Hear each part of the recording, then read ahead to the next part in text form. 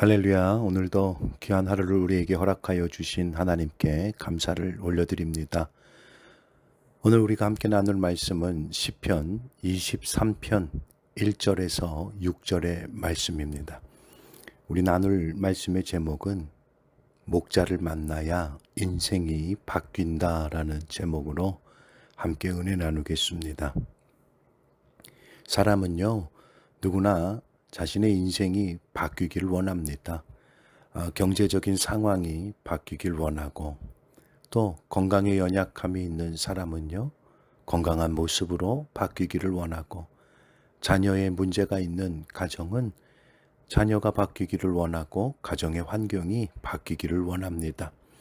그런데 우리는 살아가면서 한 가지 사실을 놓치고 살아가는데, 내가 바라는 대로 나의 환경이 바뀌었다고 해서 사실 인생이 바뀌는 것은 아니라는 사실입니다. 좋은 직장으로 취업에 성공한다고 인생이 행복해지는 것이 아니고요. 넓은 집으로 이사한다고, 좋은 차를 탄다고 인생이 행복한 것은 아닙니다. 사람의 행복과 평안은요, 주어진 환경으로 오는 것이 아니기 때문에 그렇습니다. 우리는 마음이 평안해야 모든 것이 평안한 거예요. 마음이 흔들리면 세상이 흔들리고, 마음이 평안하면 광야길도 평안해지는 거예요. 오늘 다윗은요, 우리에게 이렇게 말하는데, 내 인생이 바뀐 이유는 왕이 되었기 때문이 아니라 내 인생이 바뀐 이유는 하나님이 나의 목자가 되셨기 때문이라고 우리에게 분명하게 고백합니다. 삶의 진정한 변화는 하나님을 만나는 순간 변화되는 거예요. 오늘 본문은 다윗의 고백입니다. 이 시편 23편은 너무나 익숙한 말씀인데요. 그러나 우리는 너무 이 익숙한 말씀 가운데 정말 중요한 이 말씀의 무게를 놓칠 때가 있어요. 다윗은 그저 들판에서 양을 돌보던 그런 무명의 목동이에요. 아침에 눈을 뜨면 가장 먼저 양을 살펴야 했고, 혹시 밤새 다친 양은 없는지, 또 길을 잃은 양은 없는지, 또 맹수가 다가오지는 않았는지를 살피는 그런 일상을 보내는 목동이었습니다. 목동의 삶은요, 사실 양이 스스로 살아갈 수 없는 동물이기에 길도 찾지도 못하고 물을 찾지도 못하기에 늘 양을 돌보는 일에 집중해야 돼요. 그래서 양에게 있어서는 가장 중요한 것이 부지런하고 좋은 목자를 만나는 것입니다. 다윗이 평생 양을 돌보면서 지내던 어느 날, 자신 역시도 마치 양과 같이 하나님께서 자신을 돌보고 계신다는 사실을 깨닫기 시작했습니다. 내가 양을 돌보는 것처럼 하나님도 나를 돌보고 계시는구나. 양을 치던 시절에도, 사울에게 쫓겨 도망자의 삶을 살아가던 때에도, 광야를 헤맬 때에도, 왕이 되어 왕궁에 있을 때에도 하나님께서는 한 번도 목자의 자리를 떠나신 적이 없었다는 것을 다윗이 깨닫기 시작합니다. 그리고 다윗이요, 이 하나님의 사랑과 은혜를 기억하면서 오늘의 시를 쓰기 시작한 거예요. 여호와는 나의 목자시니, 이 한 문장 속에는요, 다윗의 평생의 신앙 고백이 담겨 있는 거예요. 오늘 말씀을 우리 함께 살펴보면, 여호와는 나의 목자시니 내가 부족함이 없으리로다. 여기서 목자라는 히브리어는 로에라는 말인데요, 단순히 먹인다는 뜻이 아니라 인도하고 보호하고 책임진다는 의미가 있는 말입니다. 끝까지 돌본다는 의미를 가지고 있어요. 다윗은요, 하나님을 단순히 나에게 도움을 주시는 분이라고 말하지 않아요. 내 인생을 끝까지 책임지시는 분이라고 다윗은 고백합니다. 그리고 이어서 부족함이 없다라고 다윗은 고백하는데요, 여기서 부족하다는 말은 원하는 것이 없어진다는 뜻이 아니에요. 풍요롭다는 뜻이 아니에요. 필요한 것이 모자라지 않는다는 의미가 아니라, 목자가 양에게 필요한 것을 알고 그때 공급하듯이 하나님께서는요, 우리에게 가장 필요한 것을 아시는 분이시라는 것을 말하는 거예요. 우리는 사실 삶에 필요한 더 많은 것들을 원합니다. 그러나 하나님께서는요, 우리가 원하는 것보다 더 중요한 것들을 우리에게 주시는데요, 샬롬의 평안을 우리에게 주시는 거예요. 하나님이 주시는 평안은요, 어떠한 환경에서도 흔들리지 않아요. 죽음 앞에서도 요동치지 않는 평안함을 우리에게 주시는 거예요. 그래서 다윗은요, 환경이 아니라 목자를 바라봤어요. 광야에서도 부족함이 없다고 말할 수 있었던 이유가 바로 여기에 있는 거예요. 오늘날 우리도 마찬가지입니다. 우리의 문제는 가진 것이 적은 것이 아니에요. 진정한 우리의 삶의 목자를 놓치고 있다는 데서 문제가 시작된다는 거예요. 하나님보다 현실을 더 크게 바라보면 늘 부족합니다. 늘 부족해 보여요. 그러나 하나님을 바라보기 시작하면 부족함 가운데에서도 감사가 생깁니다. 어려움 가운데에서도요, 평안함이 찾아오는 거예요. 광야에서도 공급을 경험하게 되는 거예요. 인생은 결국 목자를 따라가는 거라는 것을 우리가 기억하길 원합니다. 누구와 함께 하느냐, 누구를 따라가느냐, 어느 곳에 도착하느냐를 우리가 결정함에 있어서 하나님을 따라가는, 하나님의 방법을 따라가는 우리 모든 성도님들이 되길 주님의 이름으로 축원합니다. 세상을 따라가면 세상 끝에 서게 되고요, 욕심을 따라가면 욕심의 끝에 서게 되는 거예요. 하지만 예수님을 따라가면 생명의 길에 서게 될 줄 믿습니다. 그리고 계속해서 다윗의 고백을 보면 그가 나를 푸른 초장에 누이시며 실만한 물가로 인도하신다라고 고백합니다. 여기서 인도하다는 히브리어로 나할이라는 단어인데요, 억지로 끌고 가는 것이 아니에요. 안전하게 이끌어 준다는 의미입니다. 양은요, 불안하면 절대 눕지 않아요. 배가 고파도 눕지 않고요, 두려움 가운데 있으면 눕지 못해요. 그런데 다윗은 목자가 있으니 양이 누울 수 있다라고 말하는 거예요. 할렐루야. 평안이 먼저였어요. 우리 가운데에도 마음 편히 쉬지 못하는 사람들이 있어요. 늘 마음이 불안하고 염려와 근심 가운데 있어 마음이 어지러운 사람들이 있어요. 미래에 대한 걱정과 근심으로 마음 편히 쉬지 못하는 이들도 있어요. 왜 그렇습니까? 하나님께서 공급해 주시는 샬롬이 없기 때문에 그래요. 그래서 평안히 쉬지 못하는 그런 삶을 살아가는 거예요. 하나님께서는 먼저 우리의 영혼을 눕게 하세요. 쉬게 하세요. 기도 가운데 쉬게 하시고, 말씀 가운데 쉬게 하시고, 예배 가운데 쉼을 얻게 하세요.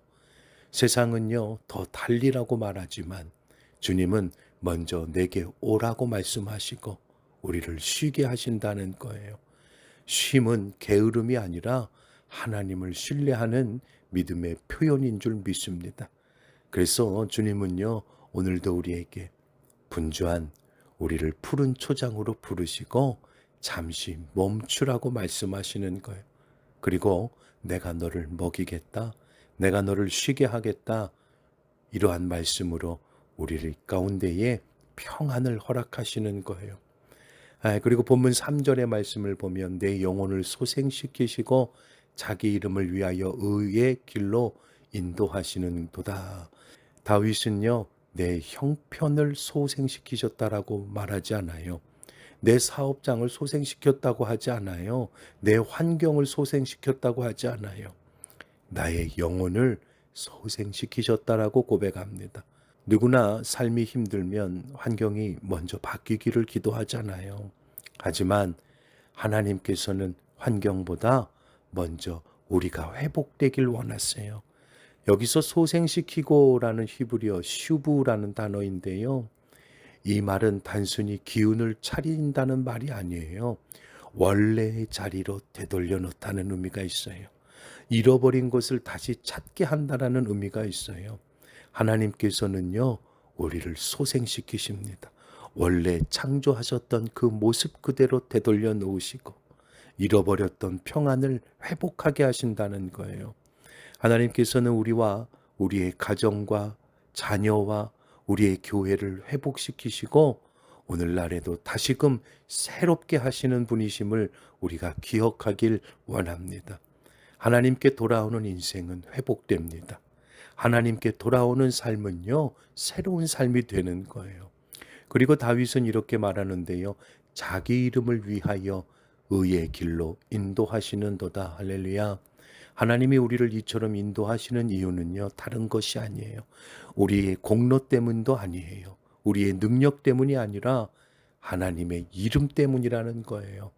우리를 향한 하나님의 그 언약 때문에 하나님은 한 번 택하신 백성을 끝까지 책임지시는 분이시기에 우리를 의의 길로 인도하신다는 거예요. 회복시키신다는 거예요. 포기하지 아니하신다는 거예요. 그러기에 내가 사망의 음침한 골짜기로 다닐지라도 해를 두려워하지 않을 것은 주께서 나와 함께 하심이라고 다윗이 고백하는 거예요. 여기서 사망의 음침한 골짜기는 단순히 죽음을 말하는 것이 아닙니다. 죽음의 그림자가 드리운 모든 인생의 그 삶의 골짜기를 의미하는 거예요. 질병의 골짜기일 수도 있고요. 경제적인 골짜기일 수도 있어요. 가정의 갈등의 골짜기일 수도 있고 믿음의 침체기의 골짜기도 또는 자녀의 골짜기일 수도 있어요. 우리는요, 사실 이러한 삶의 골짜기를 지나는 것을 바라지 않기를 기도해요.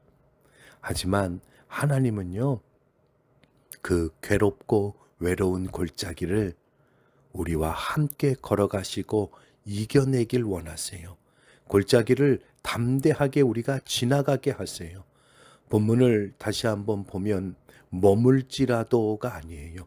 다닐지라도예요. 골짜기는요, 목적지가 아닙니다. 지나는 길일 뿐이에요. 그러므로 하나님의 자녀인 우리는 절망 속에 머무는 사람이 되는 것이 아니라 소망을 붙들고 그 삶의 골짜기를 주님과 함께 지나가는 사람이 되어야 할 줄 믿습니다. 그리고 다윗은 다시 고백하기를 두려움이 없다고 말하지 않았어요. 두려움을 이길 이유를 말하는데요. 주께서 나와 함께 하십니다. 할렐루야. 문제가 사라져서 평안한 것이 아니라 주님이 나와 함께 계시기에 평안하다는 거예요. 오늘의 우리의 삶도 이와 같습니다. 수많은 골짜기가 있어요. 교회 안에도요, 수많은 어려움과 골짜기가 있고요. 우리의 삶의 현장에, 가정에, 일터에 골짜기가 있어요.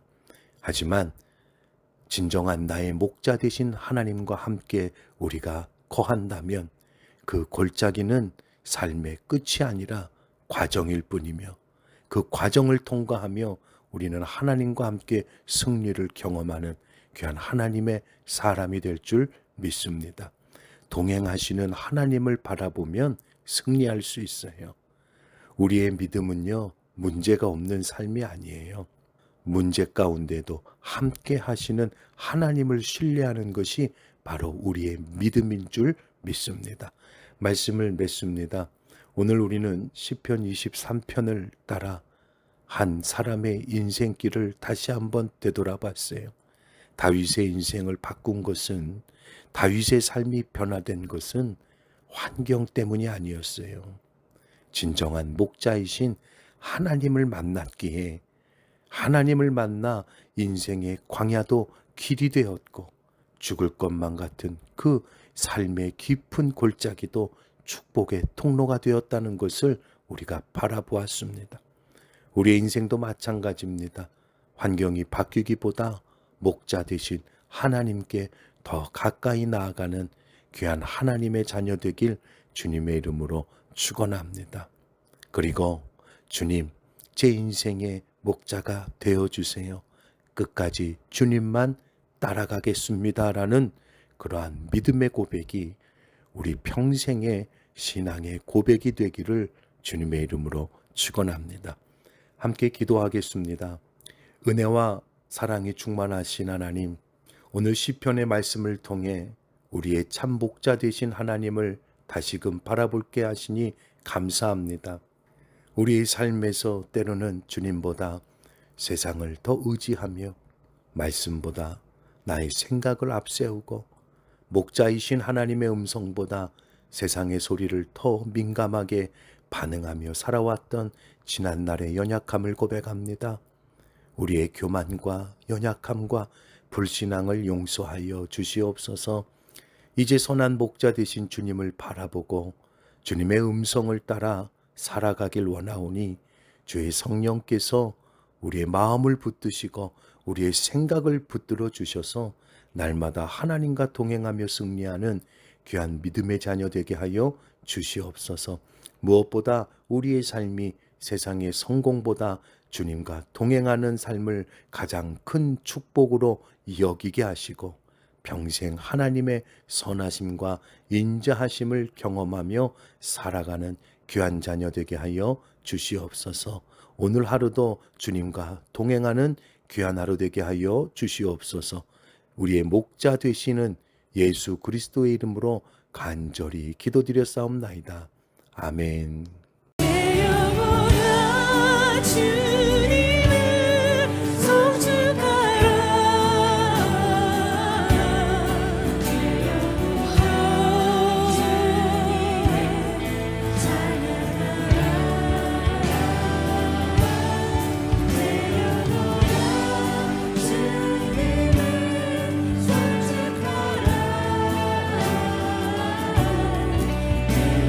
우리 함께 전심으로 함께 일어나서 이 고백을 다시 하십시다. 주님, 내 평생 사는 동안 주님을 찬양합니다. 함께 일어나서 예배하십시다.